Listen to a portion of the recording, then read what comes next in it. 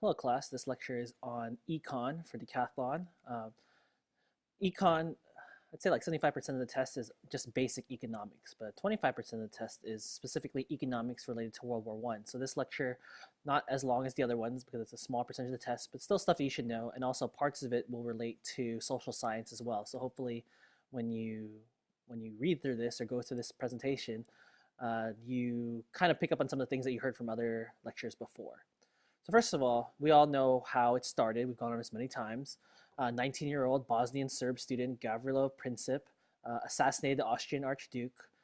Didn't like the Austrian influence or participation in Bosnia, so they tried to assassinate it to get Austria, I guess, off track and go crazy so that they'd get out of the way of Bosnia.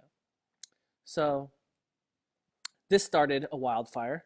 So it says here, Imperial Alliances ruled Europe in 1914. So we got two different teams. We talked about this already. So the assassination, you can see here on the left, we got Serbia on one side, and we have Austria on the other side. Serbia was allied with Russia, who was allied with France, who was allied with England, the Triple Entente. And then we have Austria-Hungary with Italy and Germany, the Triple Alliance. Remember, they're in the middle, the other ones here on the outside. So now, there's this video. We'll save the videos for later. But just to give you a quick timeline of what happened, first of all, Great Britain declared war on Germany.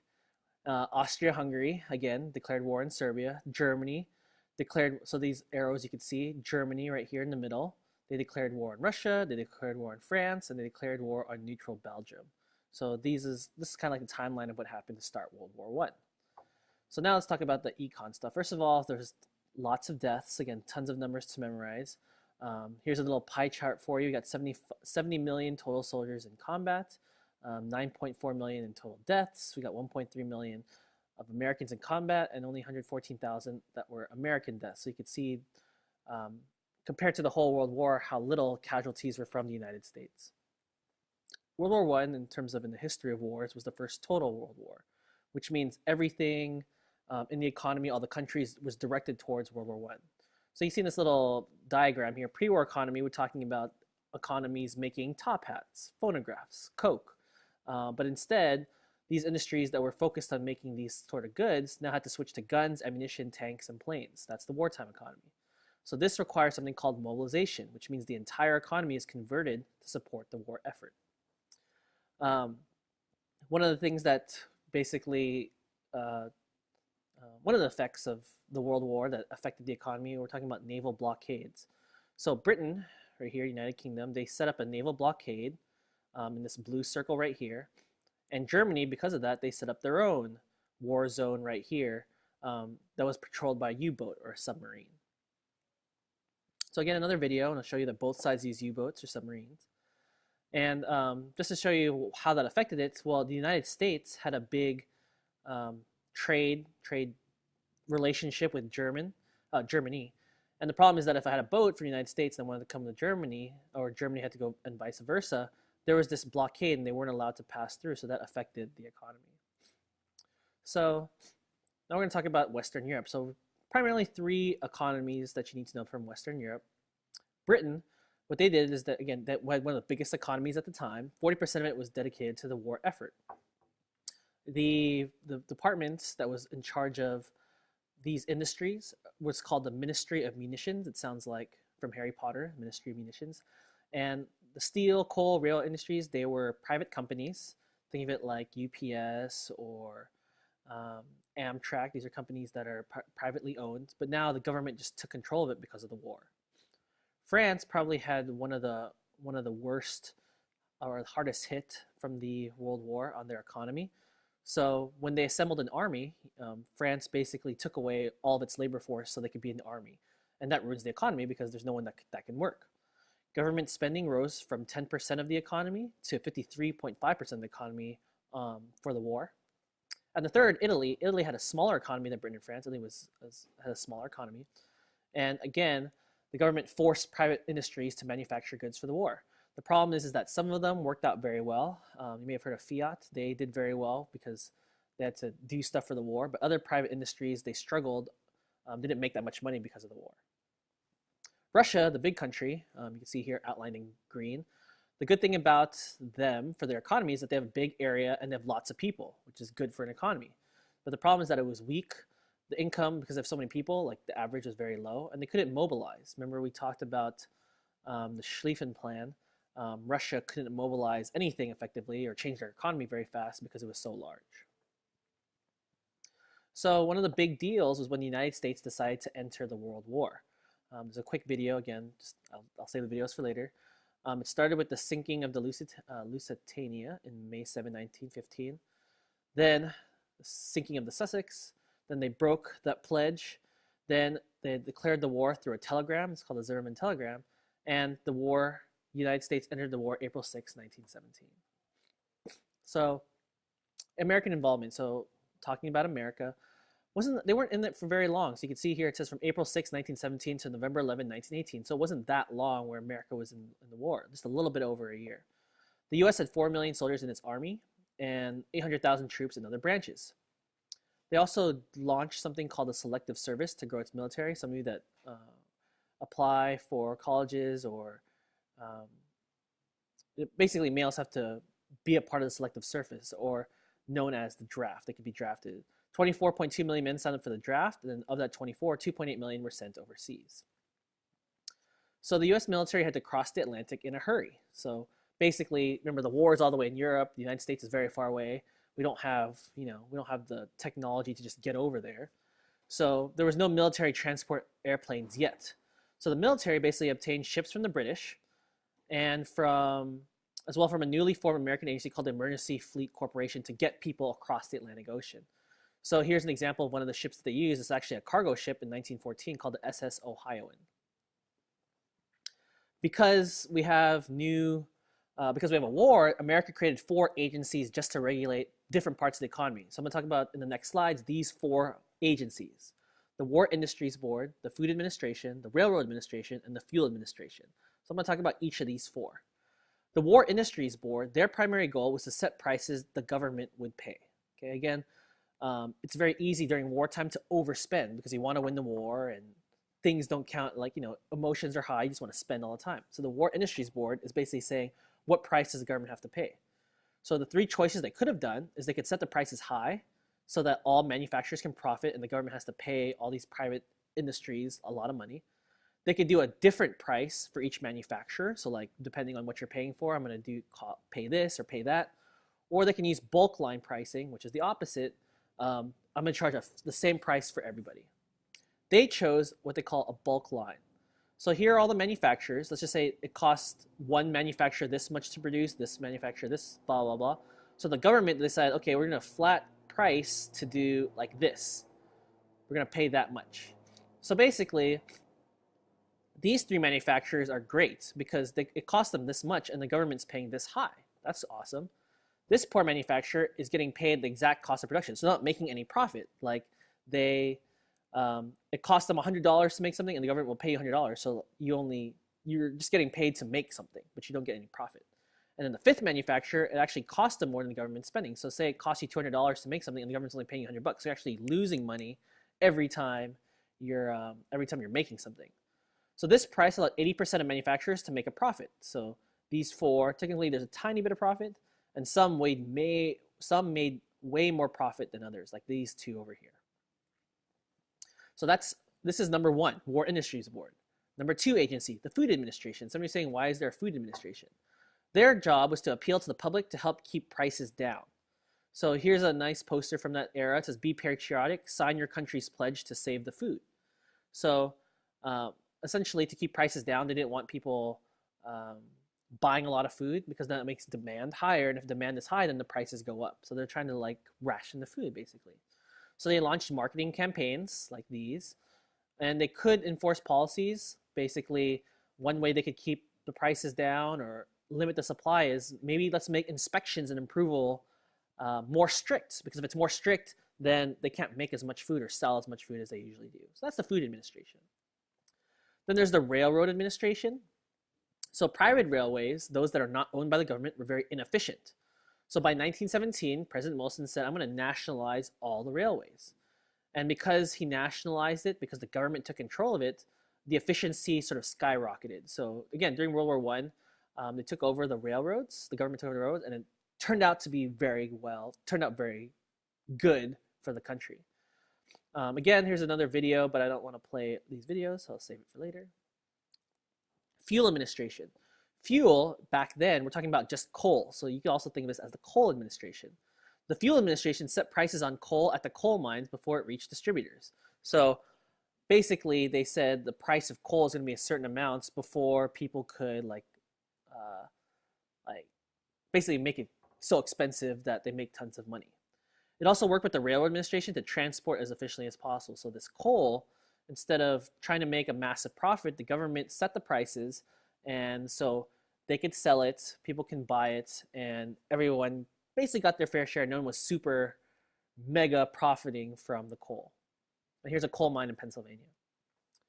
So those are the four: fuel, railroad, food, war industries. Those are the four. So the costs of the war.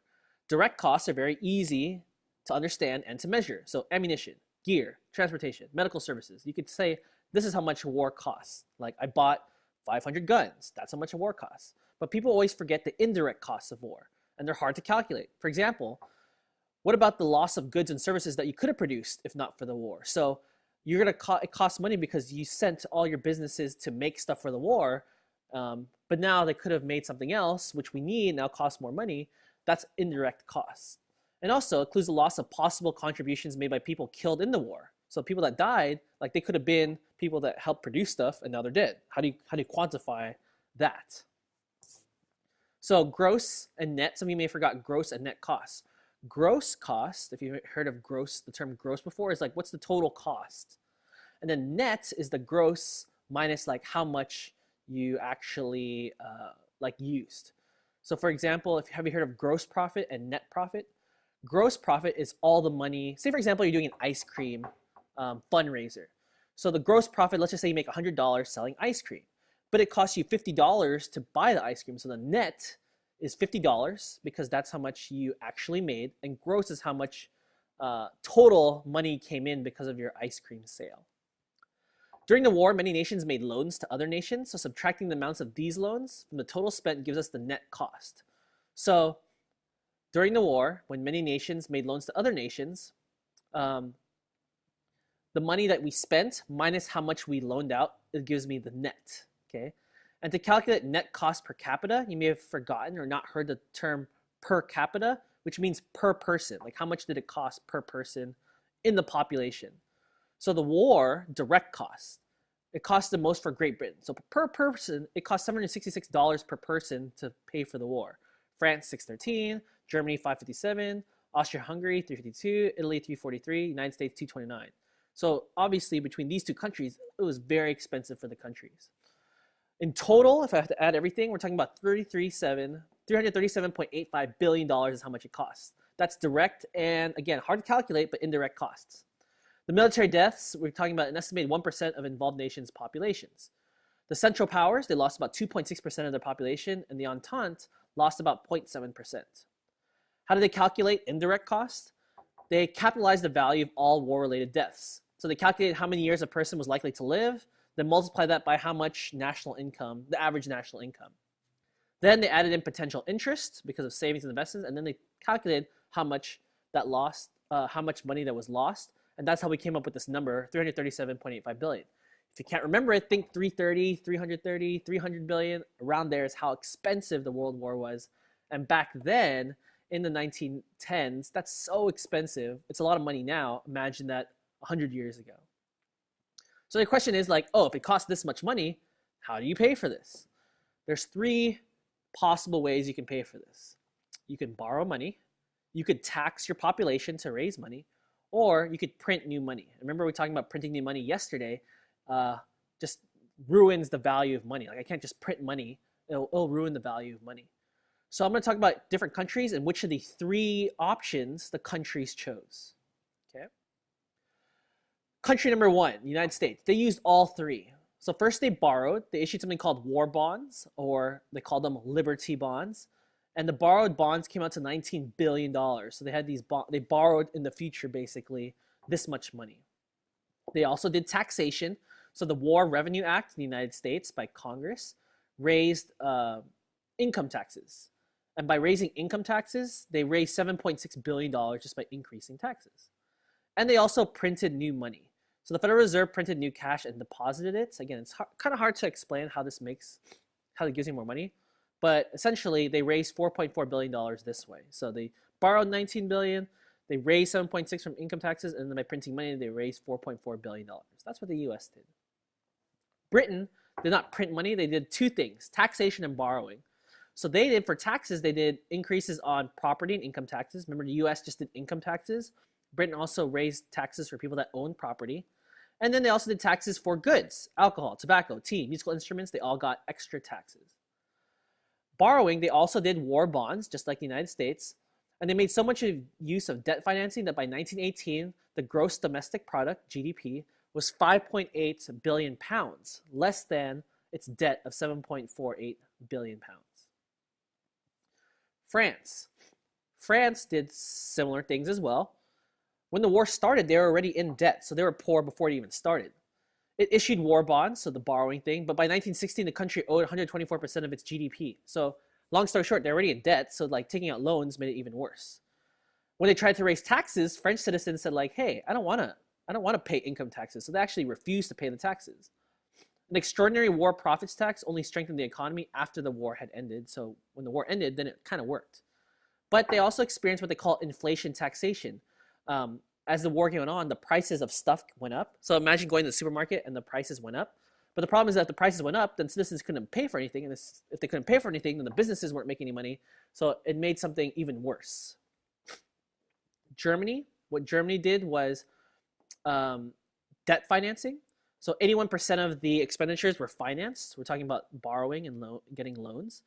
This combined with the huge reparation debts caused a hyperinflation in 1920 and 1923. So essentially, since Germany lost the war, not to mention they borrowed and had a big debt already, there was what they called hyperinflation, meaning all the prices went up. So this made the German economy really bad after the war. So how's economic performance in wartime? Well, it's usually measured by its GDP, gross domestic product, using what they call the income method or the expenditure method. So the problem is that GDP measurements in wartime can be misleading. Increased military production can cause an artificial rise in GDP. So basically, just because I'm increasing military production, you could say, oh, our economy is going great. But that's during wartime. Once wartime is over, then it comes back down. So when it says here, just kidding, like after the war, it has to go back down because there is no more war. So GDP is kind of not a great way to measure economic performance in wartime. Of all the world nations that were in the World War, only 2 grew during World War I.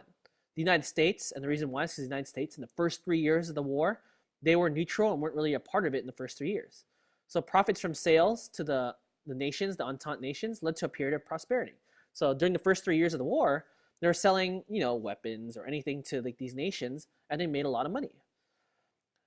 Britain, actually, their economy shrank from 1913 to 1915. By 1916, the economy turned the corner and then expanded steadily after the war. On the other side, who are the worst or the hardest hit? Germany, Austria, France, Russia. So these ones really suffered. You can think of Germany as the one that got hit the worst, but these and France, it was very bad for their economies after the war.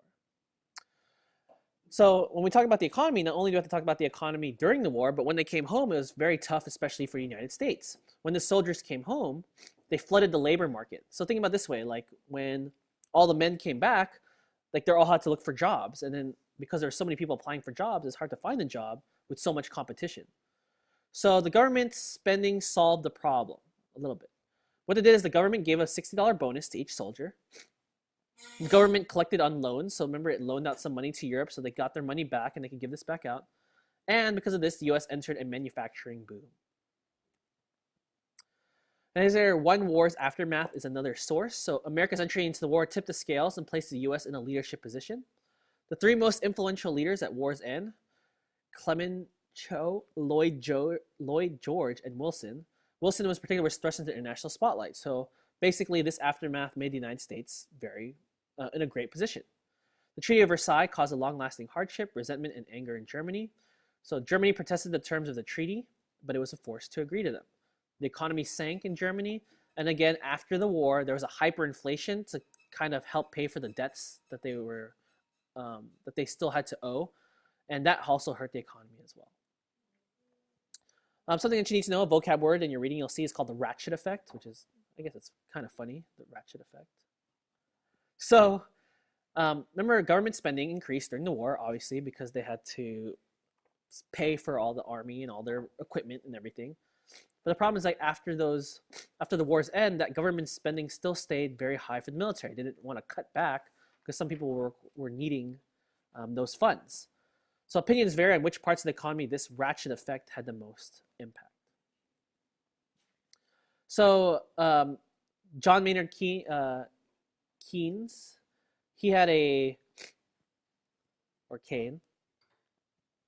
had a very dim view of the Versailles Treaty. He was saying that those people, Lloyd George, the Prime Minister of Britain, and the President of the United States, Wilson, didn't have a clue about how to deal with the economy after this Treaty of Versailles. He was saying that Europe, again, to maximize the economy, it has to be unified and integrated. If it's separated, they're fighting, or things aren't working out, then the economy is going to be poor. And because of the Treaty of Versailles and the terms of how they do it, like limiting Germany, it's going to ruin the economy in general. Like, everybody has to be strong for the economy has to be strong. The treaty conflicted with the 14 points. The terms were too open to interpretation. Germany couldn't possibly pay the reparations, and it was all their fault. And at the end of the day, World War I was a war of competing economies. The most efficient tactic overall was an economic one, the British naval blockade. And the Entente won, ultimately, because its members could afford to keep fighting longer. So the World War kind of became a win for the countries that could afford the most, that could last the longest, because war was very, very, very, very expensive. So that is the brief PowerPoint on the economic history of World War I. Hope you enjoyed. Hope it makes sense to you. Again, it's only a very, very brief overview. So for you to do well, or I mean, it's required, highly encourage you to finish reading the economic packet. And if you have any questions, feel free to ask me. So thank you for watching, and hope you enjoy it.